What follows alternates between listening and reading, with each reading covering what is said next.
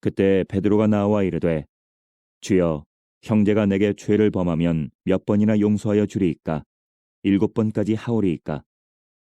예수께서 이르시되 내게 이르노니 7번뿐 아니라 7번을 70번까지라도 할지니라. 그러므로 천국은 그 종들과 결산하려 하던 어떤 임금과 같으니 결산할 때에 10,000달란트 빚진 자 하나를 데려오매 갚을 것이 없는지라. 주인이 명하여 그 몸과 아내와 자식들과 모든 소유를 다 팔아 갚게 하라 하니 그 종이 엎드려 절하며 이르되 내게 참으소서 다 갚으리이다 하거늘 그 종의 주인이 불쌍히 여겨 놓아보내며 그 빚을 탕감하여 주었더니 그 종이 나가서 자기에게 100데나리온 빚진 동료 한 사람을 만나 붙들어 목을 잡고 이르되 빚을 갚으라 하매 그 동료가 엎드려 간구하여 이르되 나에게 참아주소서 갚으리이다 하되 허락하지 아니하고 이에 가서 그가 빚을 갚도록 옥에 가두거늘 그 동료들이 그것을 보고 몹시 딱하게 여겨 주인에게 가서 그 일을 다 알리니 이에 주인이 그를 불러다가 말하되 악한 종아, 내가 빌기에 내가 내 빚을 전부 탕감하여 주었거늘 내가 너를 불쌍히 여김과 같이 너도 내 동료를 불쌍히 여김이 마땅하지 아니하냐 하고 주인이 노하여 그 빚을 다 갚도록 그를 옥졸들에게 넘기니라. 너희가 각각 마음으로부터 형제를 용서하지 아니하면 나의 하늘 아버지께서도 너희에게 이와 같이 하시리라. 8월은 영성의 달입니다. 1년에 한 달을 굳이 영성의 달로 삼은 이유는 이 눈에 보이는 이 세상의 모든 문제는 결코 세상의 것으로 해결할 수 없고 오직 영성으로 해결할 수 있기 때문에 그런 것입니다. 오늘 본문에도 보면 베드로에게 문제가 있었어요. 그것은 용서에 대한 부분이었습니다. 이 세상에서 발생된 그 문제, 그 자신과 알려지지 않은 누군가의 사이에서 갈등이 생겼고 베드로는 고민이 생겼습니다. 왜냐하면 한 번 용서해 주었고 또 한 번 용서해 주었는데도 여전히 그 사람은 베드로에게 잘못을 저지르고 있기 때문에 그렇습니다. 그래서 베드로에게는 참 심각한 문제였습니다. 나름대로 해결해 보려고 하였지만 이제 버거운 상황에까지 이르게 된 것입니다. 왜냐하면 예수님께 7번 용서하면 되냐고 여쭌 것을 보면 지금 베드로는 예수님께 나오기 전에 이미 나름대로 노력을 한 것입니다. 나름대로 노력을 하였고 나름대로 최선을 다하였지만은 결코 해결하지 못하였기 때문에 이 문제를 가지고 예수님 앞에 나온 것입니다. 예수님께서는 이 베드로의 문제 해결 방향은 옳았다고 말씀하십니다. 문제 해결 방향이 뭐예요? 용서였죠. 용서하는 것이 참 옳다는 거였어요. 근데 그 다음에 하신 말씀이 정말 놀라운 말씀이에요. 그 용서의 문제는 타협의 문제도 아니고 어느 정도 했기 때문에 자기 만족의 수준에서 머무를 수 있는 것이 아니라 평생 해야 할 일이다. 이렇게 말씀하고 있어요.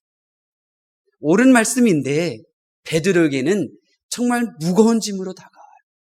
여러분, 이것이 바로 이 세상에 속한 종교들의 한계예요. 지금 이 예수님께서 70번씩 7번이라도 용서하라 하신 이 말씀은 이 세상에 속한 모든 철학들, 이 세상에 속한 모든 종교들이 인류를 향하여 옳은 것을 말하고 있지만 그 옳은 것을 감당하기 위하여 얼마나 무거운 짐을 그 양 어깨에 올려놓고 있는가를 지금 예수님께서 보여주고 있는 거예요. 우리는 이 세상의 문제를 어떻게 해결해야 하는지 알고 있어요. 근데 문제는 그 해결하는 방법이 내게는 너무 힘들다는 거예요. 내가 어떻게 행동해야 될 것을 알고 있어요. 그러나 그 일을 행한다면 나에게는 너무나 많은 희생이 요구되는 거예요. 감당할 수 없는 인내가 있어야 되는 거예요. 지금 당장 베드로에게도 70번씩 7번이라도 용서하라고 말씀하시는데 옳은 말씀이지만 이 지구상의 그 누구가 이 말씀대로 감당할 수 있겠어요? 이렇다고 하면 아무도 용서를 이루지 못할 것이고 흉내만 내는 그런 삶을 살 거예요.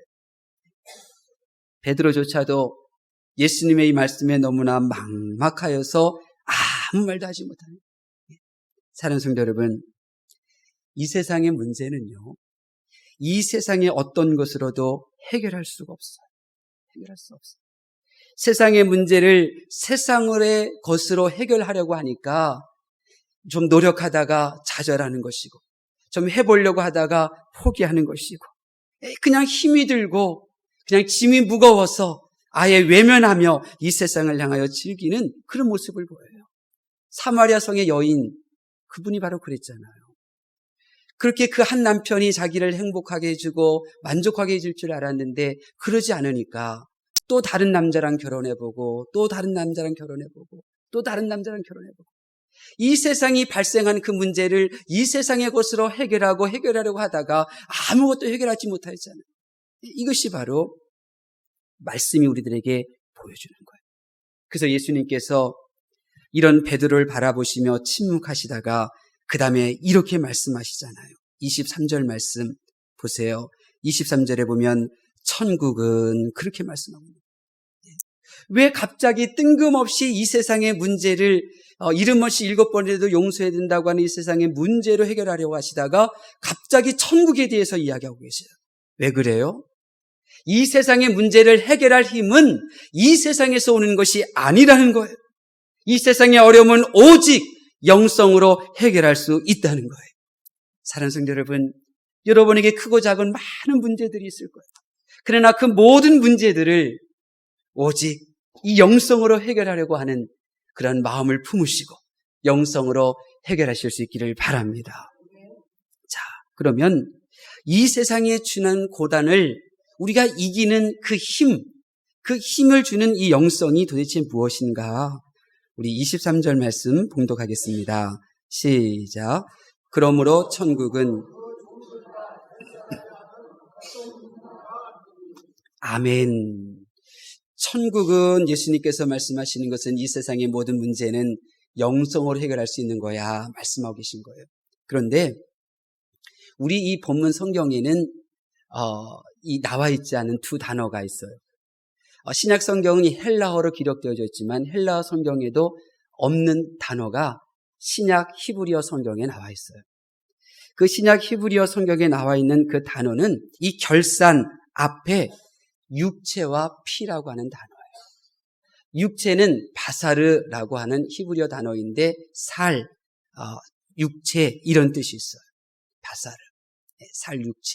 그런데 모음만 틀릴 뿐이지 똑같은 자음으로 그리고 이제 단자음, 장모음, 단모음, 장모음 그 차이인데 바사르라고 하는 단어가 있는데 그 단어가 뭐냐면 선포하다, 기쁜 소식을 가져오다 이런 뜻이에요. 그러니까 이 바사르, 결산하기 바로 앞에 이 바사르, 육체라고 하는 단어가 있는데 이 육체라는 단어를 통하여 하나님께서 하시고자 하시는 말씀이 뭐냐면 예수 그리스도의 육체적 복음을 가지고 내가 결산할 것이다. 이렇게 지금 말씀하고 있는 거예요. 또 결산할 때 또 다른 단어가 피라고 하는 단어가 놓여 있는데 이 피는 담이라고 하는 히브리어예요. 그런데 이 담이라고 하는 히브리어는 담함이라고 하는 단어에서 유래되었어요. 이 담함은 침묵을 지키다, 조용하다, 멸절되다 이런 뜻이에요. 그러니까 하나님께서는 지금 이 종을 결산하고 계시는데 무엇을 결산하고 계시느냐면 예수 그리스도의 육체와 피를 가지고 결산하고 계시고 그 육체와 피가 없다면 담함, 침묵할 수밖에 없고 입을 다물 수밖에 없다. 그리고 이런 심판이 바로 마지막 날에 이루어지는 심판이다. 지금 말씀하고 있는 거예요. 사람을 히브리어로 아담이라고 그러거든요. 아담, 이 흙으로 사람을 지으시고 아담이라고 부르셨는데 이 아담은 사람이라는 뜻이에요. 근데 이 아담을 제가 신학대학교에서 공부할 때는 아담아, 흙에서 왔다고 배웠어요. 붉은 색깔을 띠는 흙에서 이 아담이라는 단어가 왔다 생각을 그렇게 배웠어요. 근데 제가 히브리어를 가만히 이렇게 공부하다 보니까 이 아담이요, 흙이라는 뜻에서 유래되었기도 했지만 또 다른 의미가 있더라고요. 그것은 아담은 알렙으로 시작하는데 이 알렙은 하나님을 상징하는 거예요. 그 다음에 아담에 이어지는 담은 방금 말씀드렸던 것처럼 피라고 말씀드렸어요. 그러니까 아담은 하나님의 피가 있는 사람이에요. 그러니까 하나님께서 만드신 아담, 하나님께서 만드신 그 사람이 누구냐? 하나님의 피가 있는 존재라는 거예요. 하나님의 피가 있는 사람을 하나님께서 창조하셨다는 거예요. 그 하나님의 피가 뭡니까? 예수 그리스도의 보혈이잖아요. 주님의 십자가. 주님께서 십자가에서 흘리신 그 보혈을 믿는 자들은 주님이 나의 모든 죄값을 대신 지시고 지불해 주셨음을 믿는 사람들이잖아요. 주님의 십자가 보혈을 의지하지 않고 하나님 앞에 나온 자들은 스스로 죄값을 지불할 수가 없어요. 하나님 앞에서는 침묵을 지킬 수밖에 없고 담함이라는 단어처럼 조용히 있을 수밖에 없어요. 할 말이 없어요. 왜냐하면 그에게는 예수님의 말씀 내 육체와 예수님의 피가 없기 때문에 그런 거예요.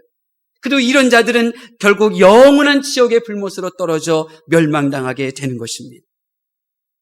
하나님은 현재 이 말씀을 통하여 우리들에게 알려주고 계셔요.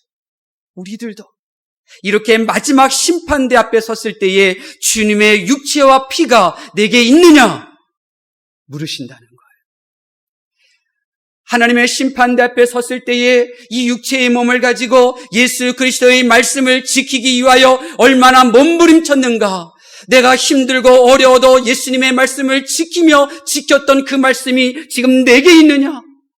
지금 너에게는 너의 죄를 사하기 위하여 십자가에서 흘렸던 그 주님의 보혈이 내게는 있느냐? 하나님의 보좌 심판대 앞에서 하나님께서 물으시는 거예요. 그리고 하나님의 피가 없다면 침묵을 지킬 수밖에 없고, 그리고 예수 그리스도의 보혈이 없는 사람은 심판을 당하게 되는 것입니다. 그러나 보배롭고 존귀하신 예수 그리스도의 보혈이 있고, 내가 아무리 힘들어도 예수님의 그 말씀을 지키려고 하였던 그 말씀이 있다면 하나님께서는 그 보혈을 보시고 말씀이 육체로 오셨고 그리고 나의 육체로 지켰던 예수님의 그 말씀이 내게 있는 것을 보시고 우리를 구원하시사 영원한 천국으로 이끌어 주시는 것입니다. 그래서 예수님 이름 외에는 구원이 없다고 성경에 기록되어 있는 것입니다. 이제 여러분은 이런 결산의 때 내게 예수 그리스도의 말씀과 피가 있는가 하나님께서 물으시는 결산의 때가 반드시 온다는 것을 믿는 이 믿음으로 생활하실 수 있기를 바랍니다. 우리 24절 말씀 보겠습니다. 24절 말씀 시작.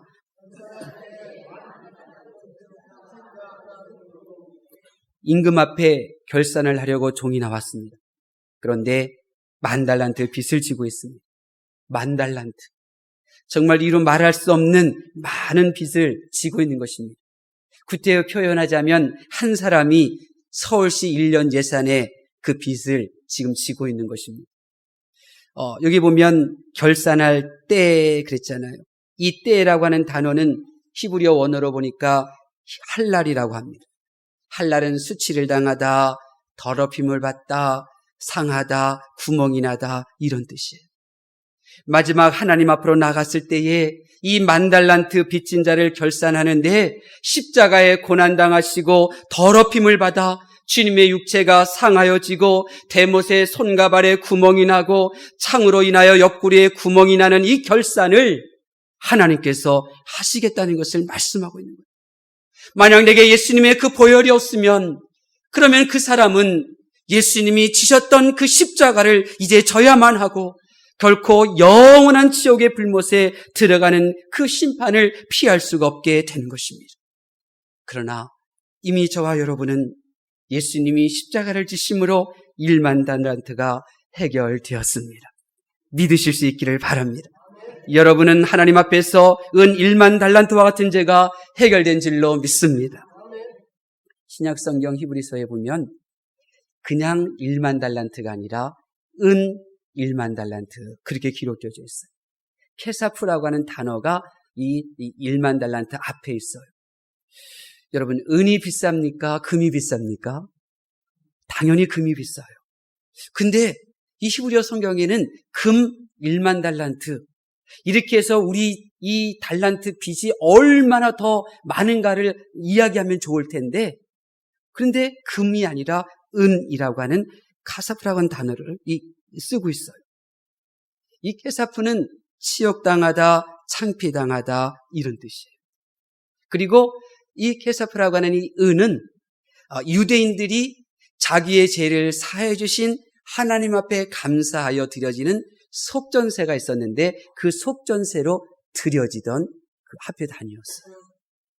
그러니 이 1만 달란트의 빚을 지고 있는 종은 원죄를 지고 있음을 말하고 있는 거예요. 원죄. 그렇다면 예수 그리스도께서 십자가에서 치욕당하시고 창피당하여 죽으신 것을 믿는 자들은 예수 그리스도께서 우리를 대신하여 속전세, 우리의 원죄를 해결해 주는 이 속전세를 하나님 앞에 낸 것이에요. 본인이 해결할 수 없었던 원죄를 예수님께서 해결해 주신 거죠.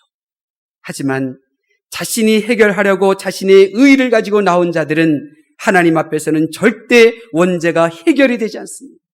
원죄가 해결이 되지 아니하니 케사프 은이라고 하는 이 단어가 의미하는 것처럼 치욕을 당할 수밖에 없고 창피를 당할 수밖에 없고 그리하여 마지막 날 하나님 앞에서 결산하는 그 부끄러운 그런 모습을 이 종의 모습을 통하여 우리가 보게 되는 것입니다.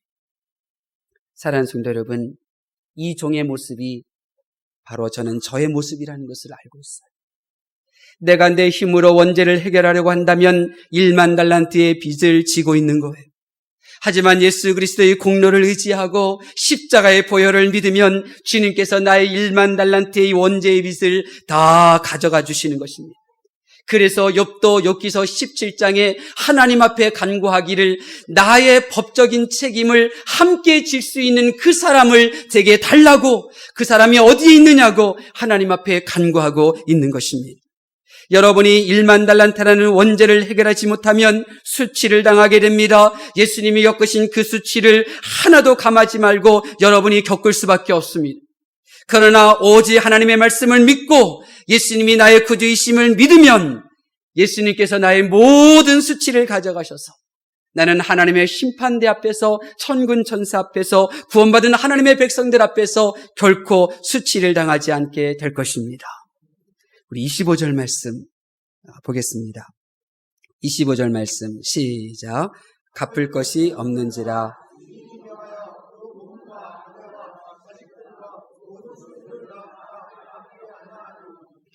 임금 앞에 나온 종은 1만 달란트의 이 빚을 갚을 능력이 하나도 없었습니다. 빚을 지고 있는데 그 무슨 마음의 평안이 있겠어요? 빚을 지고 있는데 어떻게 그의 삶이 형통이 있을 수 있겠어요? 이런 형편인데 주인이 명령합니다. 너의 몸을 팔고 아내와 자식들을 팔고 재산들을 팔아여 이것을 다 갚아야 한다. 여기서 임금님은 하나님을 상징하는 것이고요. 또 주인은 죄를 탕감해 주시는 이 주인은 예수님을 상징하는 거예요.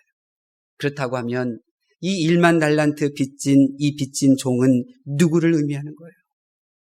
바로 저와 여러분을 상징하고 있는 것입니다. 나도 주님 앞에 1만 달란트의 빚을 지고 있습니다. 갚으려고 해도 갚을 능력은 하나도 없어요. 존 번연이 성경 다음으로 그렇게 많이 팔렸던 책이 있는데 그것이 철로역정이잖아요. 그 철로역정의 첫 시작이 어떻게 됩니까? 성경을 펼쳤더니 자기에게 죄가 있다는 것을 알게 되잖아요. 그리고 자기 어깨에 있는 이 죄의 짐이 얼마나 무거운지 이 기독교가 이 죄의 짐을 해결하기 위하여 집을 떠나잖아요. 내 힘으로는 이 원죄를 해결하여 이 빚에서 나오려고 허덕이고 노력하지만은 방법이 없는 거예요. 나를 팔고 내 식구들을 팔고 내 모든 재산을 팔아도 이 빚을 갚을 수가 없는 거예요. 그러니 그 마음이 어떻겠어요? 우리 26절, 27절 말씀 보겠습니다. 26절, 27절 말씀 시작. 그 종이 엎드려 절하며 이르되 내게 참으소서 다 갚으리이다 하거늘 그 종의 주인이 불쌍히 여겨 놓아 보내며 그 빚을 탕감하여 주었더니 아멘. 이 갚아야 되는데 이 빚을 갚을 수 없으니 주인 앞에 엎드리고 간구하잖아요. 내가 반드시 이 빚을 갚겠다고 통사정을 하고 있는 거예요.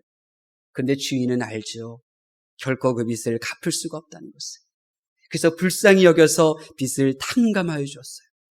근데 여기서 탕감하여 주는 이 탕감이라고 하는 이 히브리어 단어는 힐이라고 하는데요.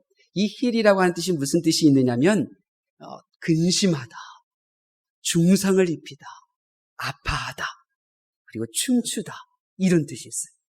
히브리어는 이 하나의 단어에 이제 여러 가지 뜻들이 이렇게 있거든요. 그래서 이런 뜻이 있단 말이에요.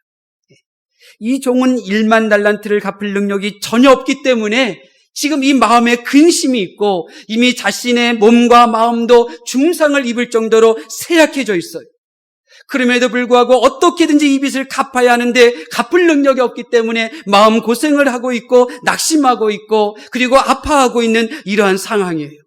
그런데 주인이 이 종의 마음을 아시고 그 상한 마음을 알고 이제 더 이상 갚을 필요가 없다, 그렇게 탕감해 줄 때, 탕감에 또 다른 뜻이 있다고 그랬잖아요. 즐거워하다. 그래서 이 종은 탕감받는 순간 기쁜 거예요.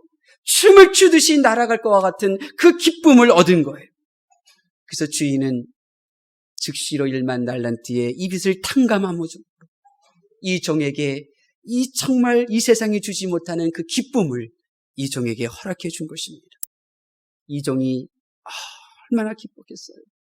자기의 힘으로 갚을 수 없는 빚이고 오직 주인만이 탕감해 줄 수 있는 이 빚이고 오직 주인이 그 빚을 다 탕감해 주었으니 그 마음이 얼마나 기뻤겠어요.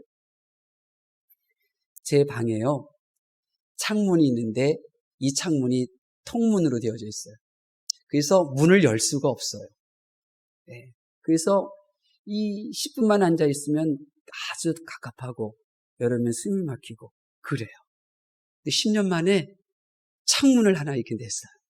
창문에서 창문을 이렇게 열어놓으면요, 좀 이렇게 앉아 있으면 아유 이제 땀이 나려고 하네. 그럴 때쯤 바람이 싹 들어와요. 얼마나 시원한지 모르겠어요. 특별히 새벽에는 땀이 날만하네 하면은 바람이 이렇게 들어오고요. 또 저녁 6시쯤 넘어가서는 바람이 숭숭 들어오는데 얼마나 시원한지 모르겠어요. 그때 얼마나 기쁜지 몰라요. 근데 가만히 생각해 보니까 맞아. 내 원죄를 해결하지 못하면 내가 지옥에 가는데 나는 원죄를 해결할 수 없는데 그 사실이 마음이 답답하고 나를 힘들게 하고 과연 내가 원죄가 해결되었는 것인가 그렇게 고민하던 그 시절에 예수님의 보혈의 피로 나의 원죄가 해결되어 주심이 믿어지는 그 순간 나의 영혼의 상쾌함, 나의 영혼에 불어왔던 그 시원한 바람과 같은 그런 은혜를 다시 한번 새로 되새기게 되더라고요. 여러분, 그렇습니다. 우리의 원죄, 주님이 십자가에서 대신 갚아주지 않으면 절대로 갚을 길이 없습니다. 우리는 그 원죄 때문에 고민하였습니다. 우리는 그 원죄로 인한 영원한 형벌을 받을 것이기 때문에 마음이 괴롭고 마음이 상하였습니다.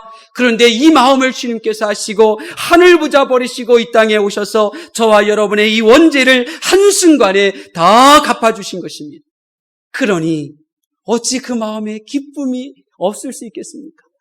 아, 예수님이 나의 원죄를 해결해 주셨구나. 이것이 마음속으로 믿어지는 순간 이 세상이 주지는 못하는 그 기쁨이 그의 심령을 가득가득 채우게 되는 것입니다. 그리고 그 기쁨이 첫사랑이라는 거예요. 그 기쁨이 첫사랑이에요. 아, 내 죄를 예수님께서 다 해주셨구나. 이것이 바로 첫사랑이에요. 이 첫사랑으로 우리는 이 세상을 살아가는 거예요. 이 첫사랑이 이 기쁨을 가지고 생활하게 되면 70번씩 7번이라도 용서하는 것이 힘든 줄 아느냐? 아니야. 숟가락으로 밥 먹는 것처럼 쉬운 일이야. 지금 예수님께서 이렇게 말씀하고 있는 거예요. 나의 원죄를 사함받은 그 기쁨은 우리로 하여금 이 세상을 수월하게 생활할 수 있게 하는 것입니다. 근데 문제는 여기 있어요. 우리 28절, 30절 말씀 보겠습니다. 28절에서 30절 말씀 시작. 그 종이 나가서 자기에게 100데나리온 빚진 동료 한 사람을 만나 붙들어 목을 잡고 이르되, 그 동료가 엎드려 간구하여 이르되 나에게 참아주소서. 허락하지 아니하고 이에 가서 그가 빚을 갚도록 옥에 가두거늘. 아멘. 설명이 필요 없죠? 이제 이 탕감받은 이 기쁨을 가지고 살아가야 될 이 사람이 자기에게 비교할 수도 없는 100단위를 빚진 이 동료를 멱살을 잡고 말이죠. 간청하는 데도 들어주지 않고 감옥에 가둬버린단 말이에요. 지금 이 내용이에요. 자, 사랑하는 성도 여러분, 이 말씀을 통하여 깊은 영적 의미를 깨달으셔야 돼요. 현재 1만 달란트의 빚을 탕감받은 자가 하는 이 행동을 통하여 우리가 깨닫는 것은 지금 이 사람에게는 방금 전에 주인으로부터 사함받은 원죄에 대한 탕감을 기뻐하는 그 기쁨이 지금 있어요, 없어요? 없어요. 잠깐 기뻐하며 춤을 추었지 그 시간은 매우 짧았어요. 자신의 원죄에 대하여 회개하고 주님으로부터 용서받은 사람이라면 사람이 자기에게 자범죄를 저지른 사람들의 죄를 반드시 용서할 수가 있어요. 왜냐하면 그 주인으로부터 용서함 받은 그 기쁨이 크기 때문에 그러는 거예요. 내가 하나님으로부터 받은 은혜가 너무너무나 크기 때문에 사람들이 나에게 지은 용서는 기쁘게 용서할 수가 있어요. 그런데 이 종은 지금 자신이 받은 은혜는 자신이 잘나서 받은 것처럼 생각하고 그 기쁨이 지금 전혀 없잖아요. 이런 사람들이 바로 율법주의자들이에요. 율법주의자들. 하나님으로부터 용서함 받은 그 용서에서는 기쁨은 다 상실한 채 이제 하나님의 이 말씀을 가지고 사람들을 정죄하고 평가르는 이런 삶을 살아가는 이가 바로 율법자들이에요. 이 사람들은 자신이 받은 은혜는 모래 위에 새기고 그리고 자기에게 잘못된 사람들의 그 허물들은 돌에 새기는 사람들이에요. 그렇기 때문에 기쁨으로 행하는 일이 없어요. 현재 우리가 이와 같이 1만 달란트의 원죄를 해결받고도 형제의 작은 죄, 그 작은 자범죄를 용서하지 못하고 있다면 지금 여러분의 마음을 보셔야 돼요. 지금 내게 하나님으로부터 원죄를 용서함 받은 그 기쁨이 지금 내게 있는가 보셔야 돼요. 성도가 간직해야 할 것은 제사함 받은 기쁨이에요. 원죄를 사함받아 영원한 생명을 얻은 그 기쁨으로 살아가는 사람들이 성도들이에요. 원죄를 사함받은 그 기쁨이 너무나 크고 너무나 감격스럽기 때문에 이 세상에서의 사람들의 실수, 허물들은 다 눈 감아줄 줄 알고 다 용서해 줄 줄 알고 용서하는 것이 쉬운 삶을 살아가는 것이 바로 성도들의 모습인 것입니다. 제3에서는 그 기쁨의 영성만이 이 세상을 이길 수 있는 것입니다. 영원한 생명을 얻는 이 영혼의 문제를 값없이 해결받았는데도 아무런 기쁨도 없고 또 그 기쁨을 간직하지도 못하여 용서할 줄도 모른다면 그의 인생이 어떻게 되는 줄 아십니까? 우리 32절, 34절 말씀 보겠습니다. 32절, 34절 말씀 시작. 이에 주인이 그를 불러다가 말하되 악한 종아, 내가 빌기에 내가 내 빚을 전부 탕감하여 주었거늘 내가 너를 불쌍히 여김과 같이 너도 내 동료를 불쌍히 여김이 마땅하지 아니하냐 하고 주인이 노하여 그 빚을 다 갚도록 그를 옥졸들에게 넘기니라. 아멘. 잠깐 하나님의 은혜가 임하였을 뿐이지 결국 이렇게 자기 자신이 원죄를 갚을 수밖에 없는 거예요. 우리 35절 말씀 또 보겠습니다. 35절 말씀, 하나님께서 내 죄를 사해 주신 그 기쁨의 감격도 없이 그 기쁨으로 다른 사람을 용서할 줄도 모르는 사람들은 어떻게 되는가? 35절 말씀, 예수님의 말씀입니다. 봉독합니다. 너희가 각각 마음으로부터 형제를 용서하지 아니하면 나의 하늘 아버지께서도 너희에게 이와 같이 하시리라. 아멘. 여기서 너희는 하나님을 믿고 하나님으로부터 제사함 받은 성도들을 말하는 것입니다. 이 제사함 받은 성도들이 세상에 사는 동안 내가 결코 해결할 수 없는 이 원죄의 문제를 해결받은 이 기쁨으로 살지도 않고 그 기쁨으로 사람들이 나에게 잘못한 이들을 용서하지도 않는다면 결국 하늘 아버지, 그 하늘 아버지께서도 용서를 처리하시고 우리를 심판하신다는 말씀입니다. 하나님께서 이 시간 주시는 말씀을 경청하십시오. 결코 내 힘으로 해결할 수 없는 원죄의 문제를 값없이 해결받은 성도에게는 큰 기쁨이 있습니다. 그리고 그 기쁨이 짧은 육체의 삶을 사는 동안에 계속해서 지치지 않고 옳은 일, 말씀에 따라 그렇게 살아갈 수 있도록 그에게 힘을 부어주는 것입니다. 그러나 오늘 말씀에 이 10,000달란트 받은 종처럼 원죄를 해결받은 그 기쁨이 잠깐이라면 세상 사는 동안 결코 누구도 용서할 수 없으며 용서하는 것이 가장 힘들고 용서하는 것이 가장 고통스러울 것이고 그는 원죄를 해결한 것이 아니라 지옥에 가서 갚아야만 되는 것입니다. 여러분, 저는 믿습니다. 하나님 앞에서 진정 구원받은 백성은 제사함의 은총에서 오는 기쁨으로 살아갑니다. 저는 타이틀에게서 오는 기쁨 인정해요. 좋은 음식 먹고 좋은 집에서 사는 오는 즐거움이 있다는 것 인정해요. 그러나 그보다 더 큰 기쁨이 있는데 그런 기쁨들은 잠시 있다가 사라지는 것이고 영원토록 이 세상을 이기는 기쁨이 있는데 그것이 바로 나의 원죄에서 사함받은 그 말씀에서 오는 기쁨인 것입니다. 제3의 은총에서는 그 기쁨으로 우리 성도들은 살아가야 합니다. 그 기쁨이 너무너무나 크기에 내가 주님을 위하여 교회를 위하여 어떤 헌신, 어떤 순종 그것도 작아 보이게 되는 거예요. 그래서 하나님 예수님으로부터 칭찬받은 종들의 고백을 보세요. 나에게 일감을 맡기시고 나를 사용하신 그 하나님의 그 인정하심이 너무너무나 기뻐서 그들이 한 일에 대하여 이것은 마땅히 할 일을 했을 뿐입니다. 그렇게 고백을 하잖아요. 하나님께 인정받는 칭찬받는 종들은 기쁨으로 행하는 사람들인 거죠. 그 기쁨이 너무나 크기에 용서도 쉬웠어요. 그 기쁨이 너무나 크기에 인내도 너무나 쉬웠어요. 고백하는 거죠. 이 제3의 큰 기쁨에 겨워 사랑하는 성도 여러분, 하나님을 섬기고 교회를 섬기고 죽어가는 모든 영혼들을 그렇게 용서하며 사는 삶이 쉽게 되기를 예수님의 이름으로 축원합니다. 기도하겠습니다.